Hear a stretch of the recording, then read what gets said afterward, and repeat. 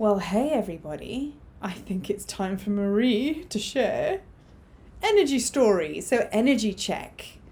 So, yeah, I haven't done that for a while. I haven't put my stories and events version of events out there for a while. Why? Because I've been stuck right in the sludge, which I think a lot of us have been. So I want to talk about the exit of the 2019 energies and prior, bringing in the energies of and the power of the 2020 energies of next year.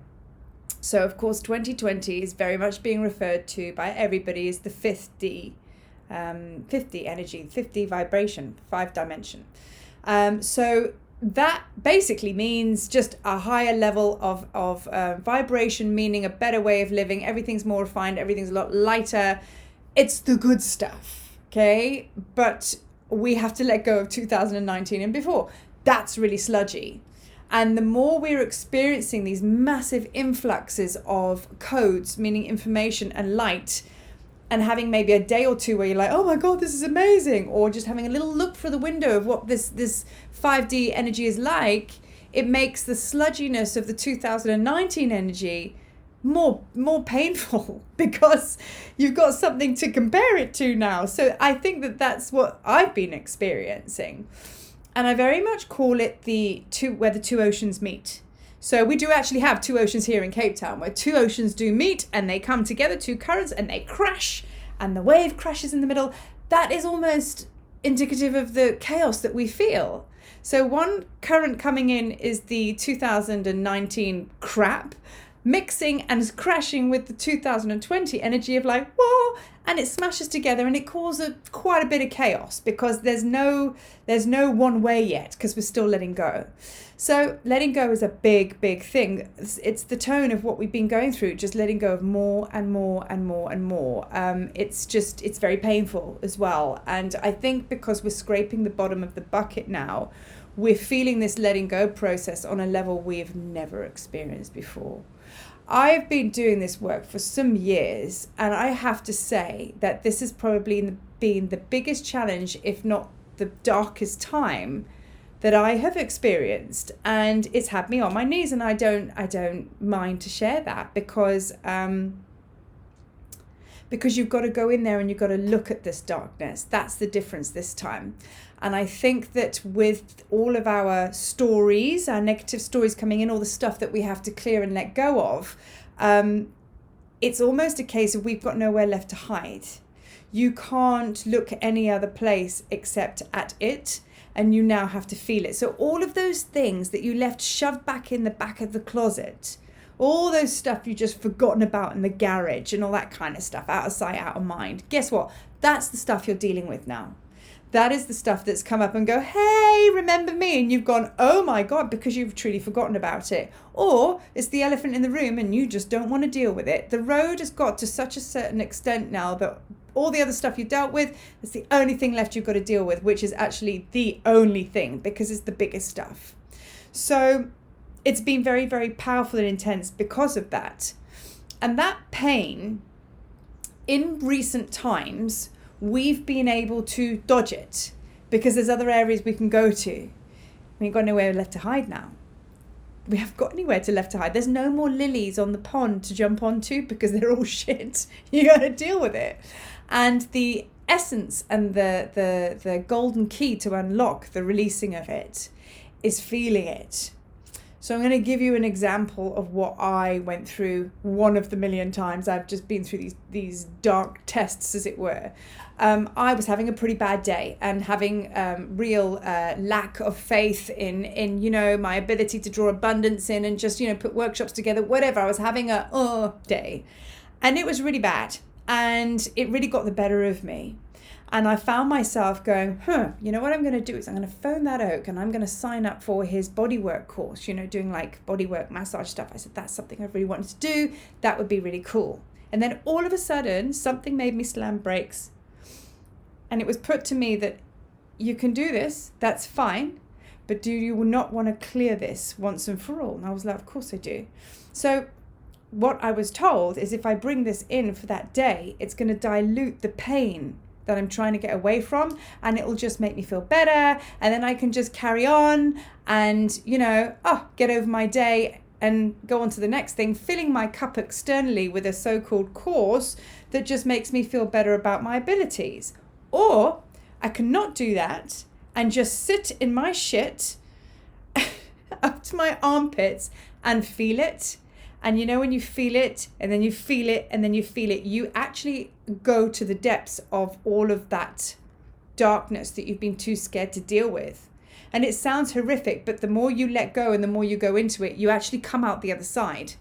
And you've never, ever actually looked under that rock, like under the pad, and gone, oh, what's underneath there? We've never got that far, because we've got as far as the rock and gone, oh no, let me go and have an ice cream. Do you know what I mean? It's like, now the ice cream truck's not there. It's not there. There's nothing there left to support you except that rock that's got to be lifted. So that's kind of the best way to explain it. So I went through the other side, and as painful as it was, and as dark as it was, the next day I was through it. And I will never have to deal with that again. So I put my big butt girl pants on and I did it. So that is my best advice to you, is feel what you're feeling. But don't go into the story. And the difference between the story and feeling is you will have a sensation, heartache, pain, whatever it might be. As soon as you put a story to it, it basically disallows you from letting go of it, because you go into victim mode. So feel it, but don't put the story to it, because that's ego. So if you can go into a feeling without a story, do you know you can actually push that through really, really quickly? And it's gone. Soon as you put a story to it, you give it identity and you give it life, and you give this thing just time to breathe and hang around. And when you add a story to anything, it then turns it into suffering. If you suffer with pain in your body, like extreme, it is a sensation that your body is feeling. But if you say, oh my God, I'm feeling pain because da da da da da da, all of a sudden it turns into suffering, because you've given it an identity, which is a story. Quite a powerful thing. So rewind, play that back, listen again, because that took me quite some time to also embody and understand that. And my goodness, does it change things. So also what's been coming up a lot as well is during this time of letting go and clearing and all of this sludgy stuff, boundaries. Because I don't think many of us really do have boundaries, or we have boundaries and they're way too big. They are there to protect out of extreme fear, or they're just not there at all because of extreme fear, because you don't want to experience rejection. That's also a balancing up of things that have had to come into alignment before stepping into the 2020 energies. Because without boundaries, there's no balance, but they have to be in a neutral energy. So they can't be there like, you got to back off, leave me alone, you're not coming in, there's my boundary. Because that just puts you in solitude and sadness, and it's been put there because of fear. Or you have no boundaries at all, and just everybody just tramples over you because, God forbid, you stand up and say, I'm sorry, I'm not okay with that. And then they reject you. Oh my God, that then triggers all these feelings of self-esteem issues. Then there's that. So it's about having healthy boundaries, and just, you've got to know yourself and honor yourself enough to be able to put healthy boundaries in. So you can see it's a process. You got to clean your shit, okay? Get okay with you. Find out, make sure that you are, like, I'm Team Marie now. You need to be Team you, okay? So once you've got your own back, then you can put in neutral but strong boundaries, which don't have to be there like, they've just got to be there, just so you have your space. You know what I mean? So that happens like secondary. So there's a lot of things that have been coming up as a result of putting these boundaries in. So I'm looking down my list here because I've got quite a lot to talk about. So the other thing as well is the universal law of give and receive, which kind of sidesteps from boundaries. If you put them there in extreme fear, that's got to go. That's got to go. It's okay to give, and we're all really good at giving. But that receiving thing, how much have you blocked your abundance? Like you sit here and you say, oh, my life has dried up with all of X, Y, and Z. There's nothing out there. It's just like, But has it, or have you closed yourself? Has it, or has your boundaries been built too high because all the bricks are made out of fear? So you see how one thing knocks onto another to another. So now we're talking about are you receiving? Are you available enough for somebody to actually give to you in any shape or form? Because for us to get through this, we need to receive. So it's all well and good going, yeah, I've let go of that, I've let go of this. And meanwhile, you're drowning in a pool and like the lifeguard's going, okay, so now you've let go of everything, taken your water wings off and your rubber ring. Now you're drowning. Please, can you reach out for the rope that we're throwing to you? And you're like, oh no, I couldn't possibly receive. And then you drown and then you're dead. No one got time for that. No one's got time for that at all. So you have to be really, really clear that you are indeed not blocking your abundance. And abundance comes in many things. Special people in your life. It's not just about money. It's about everything, you know? So that's also very important. But I think like I could talk for hours and hours and hours about what's been going on. But I think this is like phase one. I think the biggest message for all of us, which is really important, is we forget to clean the shit. Meaning, it doesn't have to just be in meditation, everything like that. Clean your house. Do you know how empowering it is to get a bin liner and go, right, I'm literally going to get all of this, don't need this, don't need this, don't need this. You'll be so surprised as to how much junk you're holding on to. Think about that symbolically and energetically, okay? So you want to bring in the new. You are dying here because you're like, I don't want to let go, I was just in the darkness, not tears, yeah? You're enough. Okay, that's fine. So about that receiving thing, here we go. Here's all your stuff that you can have a better life with. And this is what you need right now. Oh, look, my cupboards are way too jammed to fit any of this new stuff in. But this shit I don't need, but I'm going to hold on to it anyway. But that stuff I do need, but I ain't got room for it. Sorry. I mean, it's just, say it like that, it's just madness, isn't it? So cleaning your space, going into the garage, I did this office like, oh my God, completely changed everything. And it just made me feel so light and so much better. Clean your shit. Like I have made a very big command decision to actually change and focus no more on fitness or exercise or teaching Ariel and all the rest of it, which is all the stuff I used to do, which I do love, but it's the old me. I made the command decision to actually just focus on my Egypt work because that's my passion and my love. Okay. Now all of a sudden, all I have is that. And I am so in alignment and it feels so right. Do you know how much space I have and so much clean energy I have around me since making that decision to get the clutter out of my life and really scrutinize things that don't belong with me or don't serve me, people, places, old habits. It's all got to go. So then once that is moved out the way, you'll be aligned with the people, places, and situations that you do need to vibe with.